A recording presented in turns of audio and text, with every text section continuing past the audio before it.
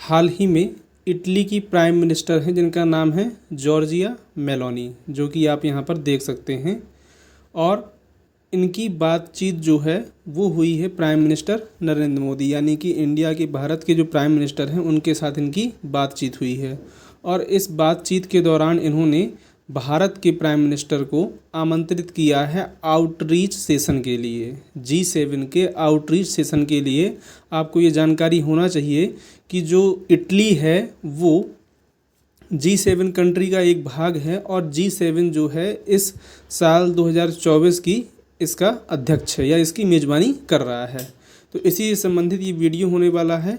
तो आइए हम लोग इसको शुरू करते हैं और समझते हैं कि क्या क्या होता क्या है आउटरीच सेशन और अब तक का इतिहास क्या रहा है, कौन कौन सी कंट्री इसमें शामिल हैं, सारी चीज़ों को समझेंगे हम लोग इस वीडियो के माध्यम से। वीडियो पसंद आए तो वीडियो को लाइक करिएगा और चैनल को भी सब्सक्राइब करिएगा। तो देखिए, G7 कंट्री की बात करें तो जैसा मैंने आपको बताया यहाँ पर कि जो इटली की प्रधानमंत्री हैं जॉर्जिया मेलोनी, इन्होंने भारतीय प्रधानमंत्री नरेंद्र मोदी जी को 13 से 15 जून 2024 तक बोर्गो एग्नाजिया अपुलिया, ये शहर हैं कहाँ के, इटली के शहर हैं। तो वहाँ पर क्या है, ये मीटिंग आयोजित हो रही है या सेशन हो रहा है, आउटरीच सेशन हो रहा है पर्टिकुलरली कहा जाए तो इसके लिए भारतीय प्रधानमंत्री जी को आमंत्रित किया गया है, राइट। अब आगे यदि हम लोग बात करें कि G7 का जो आउटरीच प्रोग्राम है यह होता क्या है, तो देखिए G7 के जो मेज़बान कंट्री होती हैं उनका भाग लेने के लिए जो सदस्य उसमें शामिल होते हैं, यानी कि ऐसे मेंबर जो G7 का भाग नहीं है और अंतर्राष्ट्रीय संगठन को इसमें आमंत्रित करने का अधिकार होता है। जैसे मान लीजिए इस साल इटली जो है इसकी अध्यक्षता कर रहा है, तो उसके पास यह राइट है कि वह जो G7 के मेंबर नहीं हैं उनको बुला सकता है और उसमें पार्टिसिपेट करने के लिए कह सकता है या किसी अंतर्राष्ट्रीय संगठन को भी कह सकता है।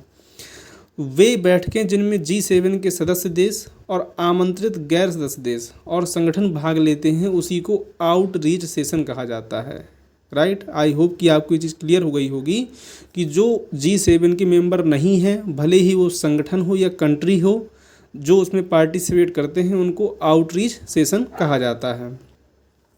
और इन आउटरीच सेशन में होता क्या है कि जो क्षेत्रीय और अंतर्राष्ट्रीय मुद्दे होते हैं उनकी चर्चा की जाती है, ठीक। इसके साथ ही साथ पीएम ने जो है 25 अप्रैल को इटली का मुक्ति दिवस मनाया जाता है, जो कि नाजी कब्जे से अपने आप को आज़ाद कराया था।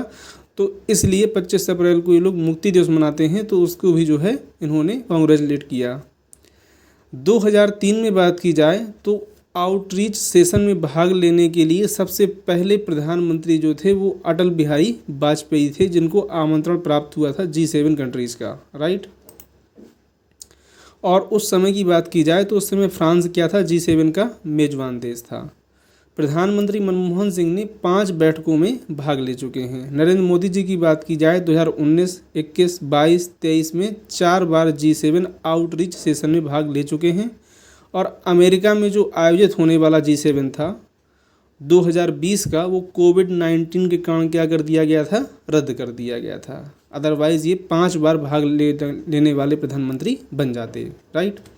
आगे यदि हम लोग बात करें इसमें तो जो आउटरीच प्रोग्राम के बाद की बात की जाए तो यहाँ पर आप देख सकते हैं कि G7 ग्रुप क्या है।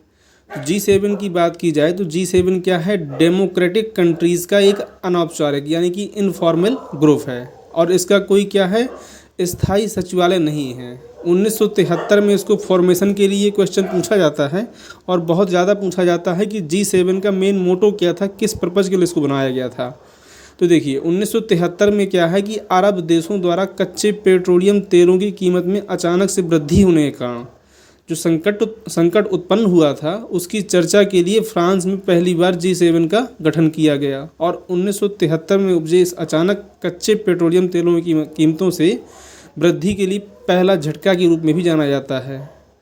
तो जो उस समय आर्थिक संकट निकल के आया था उस पर चर्चा करने के लिए इसको बनाया गया था। बाद में धीरे धीरे समय के साथ इसमें क्या हुआ कि शांति और सुरक्षा, आतंकवाद निरोध, विकास, शिक्षा, स्वास्थ्य और पर्यावरण, इस तरह के और कई सारे मुद्दे क्या हो गए इसमें शामिल हो गए, राइट। तो मेन मोटो ये याद रखिएगा कि 1973 में जो अरब देशों का जो पेट्रोलियम तेल से संबंधित क्राइसिस था निकल के आया था, उसके लिए G7 को बनाया गया था और साल 1973 में क्या है इसका पहला फ्रांस में गठन किया गया था। साथ ही साथ यदि हम बात करें तो G7 कंट्रीज में देखिए कौन कौन सी कंट्री शामिल हैं। तो यहाँ पर आप देख सकते हैं कि G7 Canada, France, Germany, Italy, Japan, UK और यूनाइटेड स्टेट ऑफ अमेरिका, ये क्या है G7 कंट्रीज़ हैं। कुछ टाइम के लिए क्या है रसिया भी इसका पार्ट होता था, इसके बाद इसको G8 कहा जाने लगा। लेकिन साल 2014 में रसिया के द्वारा यूक्रेन का जो क्रीमिया क्षेत्र है उस पर कैप्चर करने के बाद, कब्जा करने के बाद G7 कंट्रीज़ के द्वारा इनको ग्रुप से बाहर निकाल दिया गया, इन रसिया को बाहर निकाल दिया गया। ठीक है, और इन कंट्रीज़ को भी काउंट कर लेते हैं साथ में, तो ये टोटल जो है ये G20 ग्रुप कहलाता है। राइट, आइए थोड़ा सा हम लोग इसको और डीपली समझते हैं। देखिए साल 1976 में क्या है G7 बन गया, जब कनाडा क्या है 1976 में कनाडा के शामिल होने के बाद ये क्या बन गया था G7 बन गया था। इसमें फाउंडिंग 6 मेंबर थे और कनाडा 7वां सदस्य बना था इसका। 1997 में क्या है रूस में शामिल होने के बाद, ठीक है 76 में की बात, 76 में कनाडा शामिल हुआ तो G7 कहलाया, और 1997 में 1997 में रूस के शामिल होने के बाद ये G8 बन गया। लेकिन जैसा मैंने आपको पीछे बताया कि 2014 में यूक्रेन के क्रीमिया क्षेत्र पर कब्जा करने के बाद G7 कंट्रीज़ के द्वारा रूस को इस ग्रुप से निकाल करके बाहर कर दिया गया। राइट, तब से फिर इसका नाम क्या G7 हो गया। यूरोपीय संघ 1977 यानी 1977 से लेकर के लगातार G7 की बैठकों में भाग लेता है। इस तरीके से देखा जाए तो यूरोपीय संघ जो है एक अनौपचारिक क्या सदस्य इसका बना हुआ है। राइट, आगे G7 के जो शिखर सम्मेलन होते हैं उनकी बात करें तो G7 के जो राष्ट्राध्यक्ष और शासन अध्यक्ष हैं वो पहली बार 1975 में रैम बॉयलेट फ्रांस में मिले थे, यानी कि इनकी पहली मीटिंग जो है वो फ्रांस में हुई थी 1975 में। हर साल G7 का एक सदस्य वार्षिक शिखर सम्मेलन की मेज़बानी करता है और यह एक रोटेटिंग फेज में होती है, यानी कि सबसे पहले फ्रांस, फिर USA, फिर UK, फिर जर्मनी, फिर जापान, इटली, कनाडा। यानी कि अगर इस बार अध्यक्षता इटली कर रहा है तो अगली बार जो होगी इसकी मेज़बानी वो कनाडा करेगा, यानी कि एक रोटेटिंग मैनर में क्या है ये इसकी अध्यक्षता करते हैं।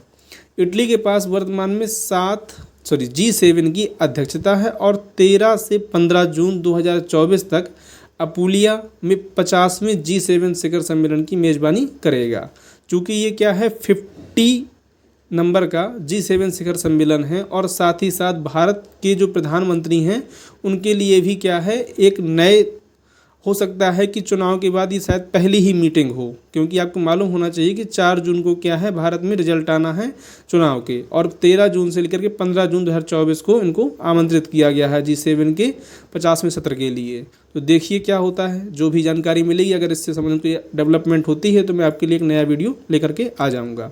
साथ ही अगर वीडियो आपको पसंद आया है, चैनल पर नए हैं तो चैनल को सब्सक्राइब जरूर करिएगा और वीडियो को भी लाइक करिएगा। Thank you for watching.